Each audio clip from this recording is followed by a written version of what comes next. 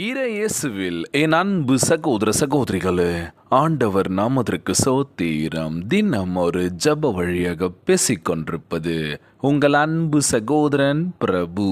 எப்படிங்க இருக்கீங்க? இன்றைய நாள் எப்படிங்க போச்சு? உங்களுக்கு மகிழ்ச்சியாக இருந்தீங்களா?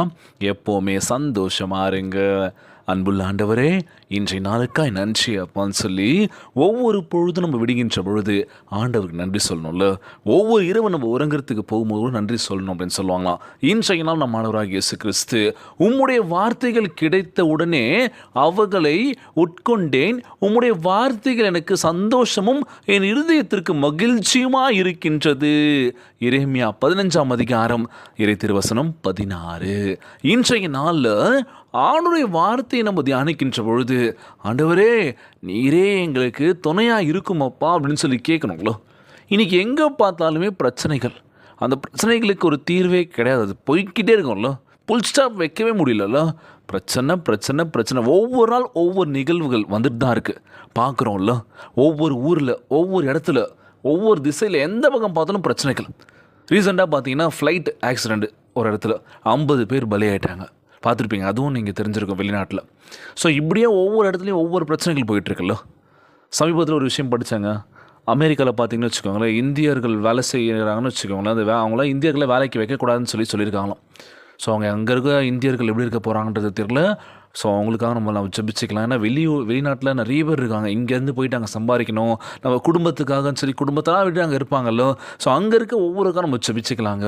ஸோ அங்கே எப்படி இருக்காங்கன்றது தெரியல, எப்படி அவங்க தனியாக நின்று ஹேண்டில் பண்ண ஒரு சில விஷயங்கள்லாம் பார்த்துக்கிட்டு.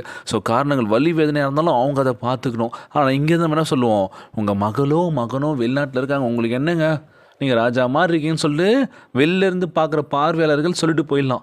ஆனால் நமக்கு தான் திக்குன்னு இருக்கும். ஒவ்வொரு நிகழ்வுகள் நம்ம டிவியில் பார்க்கும்போது, ஐயோ இந்த நாட்டில் இப்படி ஆகிடுச்சே, அந்த நாட்டில் இப்படி ஆகிடுச்சு, ஐயோ நான் மகள் இருக்கான், என் மகன் இருக்கான், என்ன பண்ணுவோம், கால் பண்ணி பேசுவோம், என்னப்பா வந்துருப்பா நம்ம நாட்டுக்கேன்னு சொல்லி. ஸோ அங்கே இருக்க ஒவ்வொருக்கா நம்ம ஜெபிச்சுக்கலாங்க. ஸோ அது மட்டும் இல்லாமல் நம்ம ஆண்டவராகிய இயேசு கிறிஸ்து நமக்கு நல்ல ஒரு உடல் உள்ள சுகத்தை கொடுங்கன்னு சொல்லி கேட்கலாமா?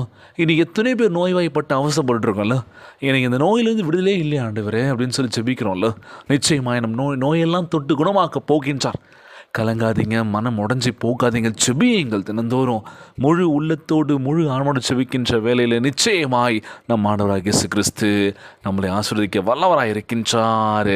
உம்முடைய வார்த்தைகள் என் நாவுக்கு எவ்வளோ இனிமையானவைகள், என் வாய்க்கு அவைகள் தேனிலும் மருதமாக இருக்கின்றது. பார்த்தீங்களா? இன்றைக்கி ஆண்டவருடைய வார்த்தை நம்ம தியானிக்கின்ற பொழுது, வாசிக்கின்ற பொழுது இனிமையாகவே இருக்கு, தேன் போல இருக்குது அப்படின்னு சொல்கிறாங்களாம். திருப்பாடல் 119ஆம் அதிகாரம் திருவசனம் 103 சொல்லக்கூடிய அழகான வார்த்தைங்க. தினந்தோறும் தியானிக்கணும், இரவும் பகலும் சரி. ஆண்டவரே நன்றி, என் வாழ்க்கையில் எனக்கு இந்த விஷயத்தை கொடுத்ததுக்காக நன்றி. சந்தோஷத்தை கொடுத்தாரா நன்றி சொல்லுங்கள், துக்கத்தை கொடுத்தாரா சார் நன்றி சொல்லிக்கிட்டு ஒவ்வொரு நாளுமே. ஸோ எதற்காகவும் கலங்கக்கூடாது அப்படின்னு சொல்லுவாங்களாம். இன்றைக்கி வாழ்க்கையில் அடுத்த கட்டத்துக்கு போகணும், நான் புதுசாக பிஸ்னஸ் பண்ண போகிறேன் பிரதர், அந்த பிஸ்னஸ் நானாக இறங்க போகிறேன், என்ன பண்ணுறதுன்னு தெரியல, பொருளாதாரம் செம்மவே நெருக்கடியாக இருக்குது, அதனால் என்ன பண்ணுறேன், கடனை உடனே வாங்கி எனக்கு பிடிச்ச ஒரு பிஸ்னஸை பண்ணுறேன். ஸ்டார்டிங்கில் நல்லா தான் போயிட்டுருக்கு, ஏதோ 1 மாதம் 2 மாதம் நல்லா ஹோன்னு போயிட்டு இருந்தது. அப்படியே டல்லடிக்க ஆரம்பிச்சிச்சு, எந்த ஒரு வியாபாரமும் இல்லை, எதுவுமே இல்லாமல் எல்லாமே நஷ்டத்தில் போயிடுச்சு, இழுத்து மூட முடியாது ஆயிடுச்சு.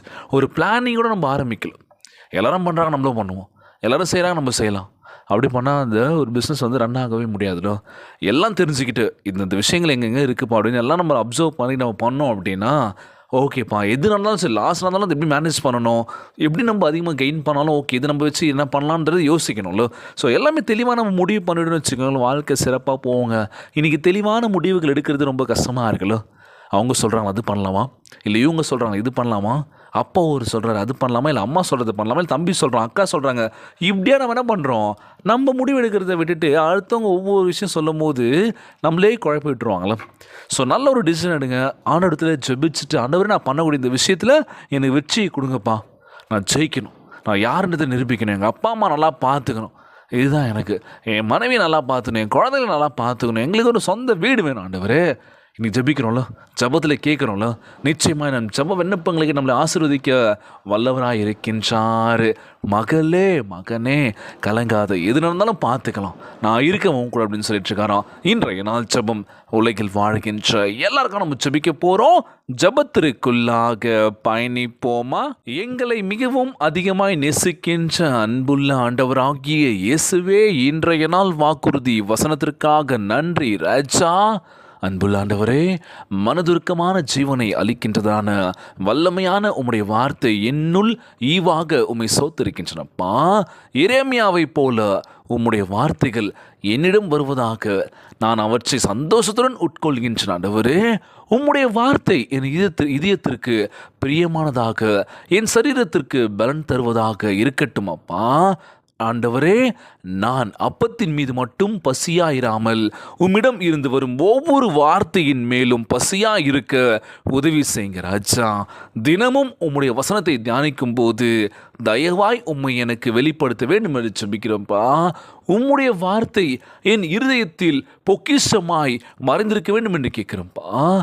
என் உதடுகளின் வழியாக செய்யக்கூடிய ஒவ்வொரு விஷயத்தையும் மற்றவருக்கு நல்ல விஷயங்களாக இருக்க வேண்டும் என்று கேட்குறோம்ப்பா.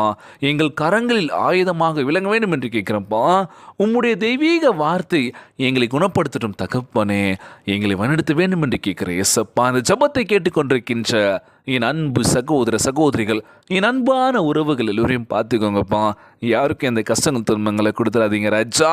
நோய் நொடியினால் அவதிப்பட்டு கொண்டிருக்கின்ற ஒவ்வொரு சகோதர சகோதரிகளை உமது கரங்களால் தொட்டுதலுடன் அகற்றி போடுவீராக. உம்மால் கூடாத காரியம் ஒன்றுமில்லை ஆண்டவரே. என்னை பலப்படுத்துகின்ற கிறிஸ்துவினாலே எல்லாவற்றையும் செய்ய பலனுண்டு சொல்லியிருக்கீங்கப்பா. எங்களுக்கு நல்ல ஒரு உடலில் சுகத்தை கொடுங்கப்பா, நல்ல ஆரோக்கியத்தை கொடுங்கன்னு சொல்லி கேட்குறப்பா.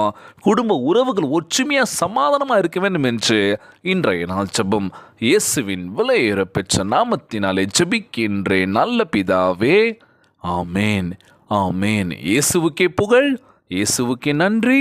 மரியே வாழ்க. God bless you all.